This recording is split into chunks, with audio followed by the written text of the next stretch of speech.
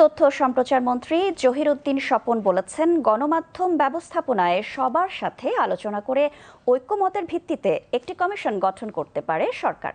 তিনি আজ সচিবালয়ে তথ্য সম্প্রচার মন্ত্রণালয়ের সভাকক্ষে নবগঠিত সংগঠন টেলিভিশন এডিটর্স কাউন্সিলের সঙ্গে সৌজন্য সাক্ষাৎ শেষে একথা বলেন। জহির উদ্দিন স্বপন বলেন, দেরিতে হলেও এমন সংগঠন ইতিবাচক। এমন উদ্যোগ মন্ত্রণালয়ের কাজকে বেগবান করতে সহায়তা করবে বলে জানান তিনি। এ সময় নবগঠিত সংগঠন টেলিভিশন এডিটর্স কাউন্সিলের সদস্যরা বলেন, গত 17 বছরের তোষামোদী সংস্কৃতি তারা চান না। তারা চান দায়িত্বশীল সাংবাদিকতা, যেখানে জবাবদিহিতা নিশ্চিত করাই হবে প্রধান কাজ।